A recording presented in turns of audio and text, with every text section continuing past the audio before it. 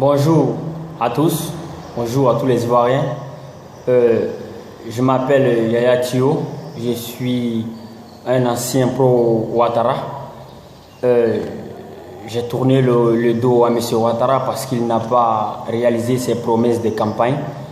Donc je ne vois plus d'intérêt pour rester à supporter quelqu'un qui ne respecte pas ses promesses de campagne. Voilà. Alors, je suis présentement à Korogo. Voilà. Dans ma ville natale, je réside à Korogo. Voilà. Alors, je fais cette vidéo aujourd'hui pour vous parler de la mauvaise stratégie de lutte contre le terrorisme de M. Alassane Ouattara, anciennement appelé Ado Solution, par nous-mêmes.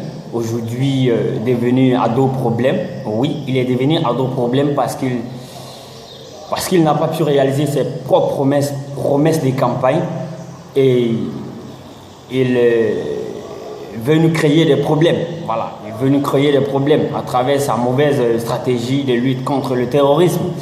Voilà.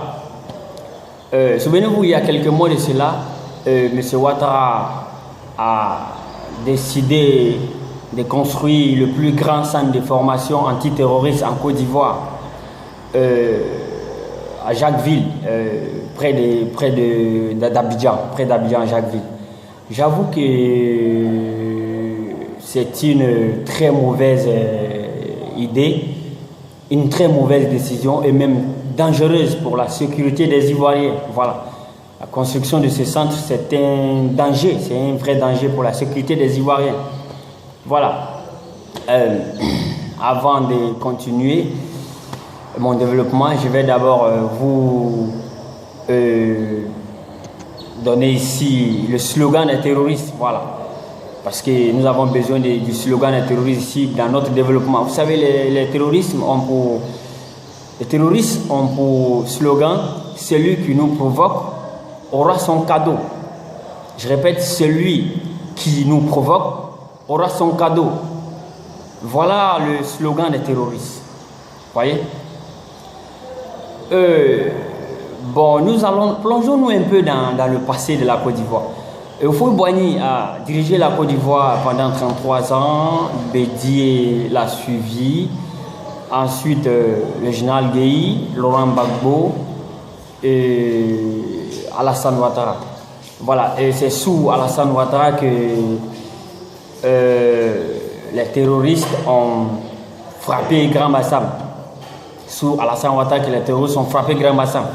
On peut se poser la question comme ça de savoir pourquoi c'est sous Ouattara que les terroristes ont frappé en Côte d'Ivoire, que le premier attentat terroriste a eu lieu en Côte d'Ivoire. Mais la réponse est aussi simple. C'est parce que Alassane Ouattara s'ingère trop dans les affaires terroristes. Oui, il s'ingère trop dans les affaires terroristes. Comme on le dit chez nous à Abidjan, sa bouche est trop dans l'affaire de terrorisme. Vous voyez, quand il y a un attentat aujourd'hui en France, c'est la Côte d'Ivoire qui est touchée.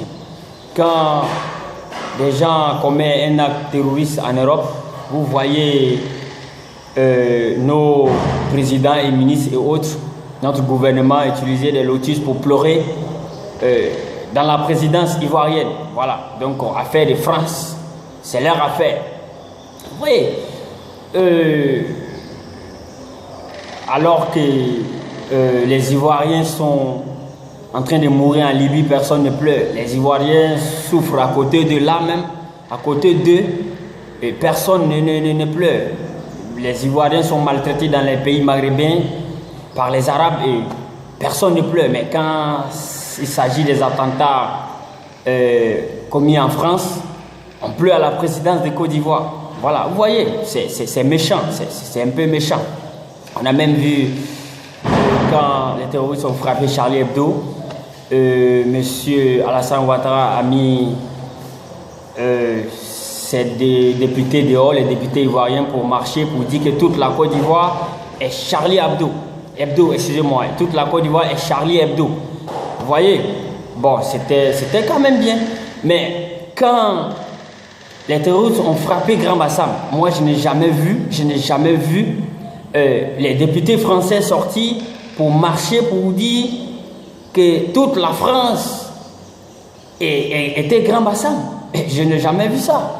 Seulement, ils nous ont adressé leurs condoléances par un communiqué du gouvernement. Voilà ce qu'on a vu. Vous voyez un peu. Certains experts en terrorisme disent que l'attentat des Grand Bassam a eu lieu en réponse de la marche des députés. Voilà ce que disent certains experts en terrorisme. C'est-à-dire, l'attentat des Grand Bassam a eu lieu à cause de l'ingérence d'Alassane Ouattara dans les affaires terroristes. Voilà ce que certains experts en terrorisme disent. Mais le problème n'est pas là. Voilà. Le problème ici est que si nous acceptons la construction de ces centres de lutte contre de ces centres internationaux, de ces plus grands centres de formation antiterroriste de l'Afrique de l'Ouest en Côte d'Ivoire, ce geste pouvait être interprété par les terroristes comme une provocation. Et ils pourront prendre notre pays comme une cible principale. Parce que, retenez bien ceci, tous les pays aujourd'hui qui sont ciblés par ces terroristes, il y a bien une raison. Il y a une raison. Par exemple, les États-Unis sont entrés sur la liste principale. Les États-Unis sont devenus des ennemis jurés des terroristes. Parce qu'en 1980, les États-Unis ont occupé l'Arabie Saoudite comme une base arrière pour déloger Saddam, qui avait occupé le Koweït. Voilà. Et après la guerre, après avoir délogé Saddam du Koweït, ils sont restés en Arabie Saoudite. Donc les organisations terroristes ont dit non, ici c'est la terre sainte. Il faut que vous partez, il faut quitter ici. La guerre est finie, il faut partir. Les Américains n'ont pas écouté, ils ont refusé, ils sont restés. Donc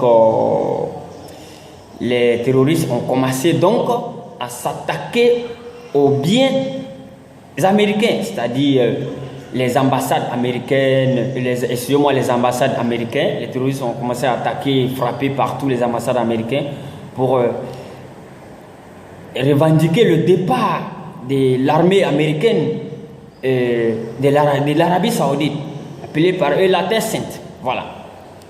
Vous voyez. Le deuxième exemple, c'est l'exemple de la France. La France elle-même est entrée sur la liste des priorités. La France est devenue cible principale des terroristes en 1979. Suite à une prise d'otage. Voilà. Il y a un commando terroriste qui a pris en otage la grande mosquée de la Mecque, et les soldats français sont allés en Arabie Saoudite pour déloger ces terroristes au sein de la mosquée, pour mettre fin à la prise d'otage. Et la France est entrée sur leur liste des priorités. Donc c'est pour ainsi de suite. Il y a beaucoup d'exemples comme ça. C'est pour vous dire que tous les pays qui sont ciblés par la France, il y a toujours une raison. Vous voyez. Et voilà aujourd'hui M. Ouattara qui est en train d'utiliser la Côte d'Ivoire, qui veut utiliser la Côte d'Ivoire comme une base arrière pour combattre le terrorisme de l'Afrique de l'Ouest. Mais dis donc, terrorisme de l'Afrique de l'Ouest, est-ce que le Mali n'a pas besoin de ce centre plus que nous? Le Mali aujourd'hui est frappé par des attentats partout. Le Mali même, on peut dire que le Mali est devenu un nid des terroristes. Pourquoi on ne construit pas ce centre au Mali? Pourquoi on ne construit pas ce centre au Niger? Pourquoi on ne va pas construire ce centre pour lutter contre le terrorisme qui est déjà bien assis au Nigeria? Pourquoi on ne va pas au Burkina avec ces centres? C'est en Côte d'Ivoire qu'on va construire ces centres. Certains me diront que non, il faut commencer déjà à se préparer contre le danger, parce que le danger, on ne sait pas quand ça frappe. Oui, la Côte d'Ivoire se prépare déjà. Si vous ne savez pas, la Côte d'Ivoire déjoue déjà des attentats terroristes que vous ne savez pas. Ils ne nous disent pas. Mais ils le font. Les services secrets font le travail. Ils luttent contre ce terrorisme, mais discrètement. Si vous voyez. Voilà. Et c'est comme ça que moi, je souhaite que ça continue. Il ne faut pas que nous nous affichons. Si nous nous affichons, alors ils nous prendront comme une cible principale. Et là, les conséquences seront catastrophiques pour nous. Nous ne pourrions pas nous défendre. Regardez aujourd'hui, les États-Unis, la France et autres, les grands pays qui ont le plus puissant service de renseignement sont toujours frappés par ce terrorisme. Imaginons que ça arrive un jour en Côte d'Ivoire. Qu'est-ce que nous pouvons faire pour nous défendre? Moi, je ne vois pas. Moi, je ne vois pas. Je ne vois vraiment pas. Donc, je vous appelle à dire non à la construction de ces centres qui est un danger pour notre sécurité. Nous pouvons lutter contre le terrorisme de façon discrète. Ne nous affichons pas. Voilà ma position. Donc, mes chers activistes, chers journalistes, je vous appelle. Vous savez, M. Ouattara est un humain. Il peut se tromper. M. Ouattara peut se tromper. Voilà. Donc, je vous appelle. J'appelle tout le monde à dire non à la construction de ces centres de formation et antiterroristes en Côte d'Ivoire. Voilà. Nous devons lutter contre le terrorisme dans l'ombre, pour ne pas être ciblé. Voilà. Voilà un peu ma contribution sur cette question. J'espère que ma vidéo peut aller jusqu'à chez le président. J'espère qu'il m'écoutera. Voilà. Je souhaite que vous partagez au maximum cette vidéo pour que les gens comprennent le message. C'était la voix de Yaya Thio depuis sa terre natale Korogo. Ciao, ciao.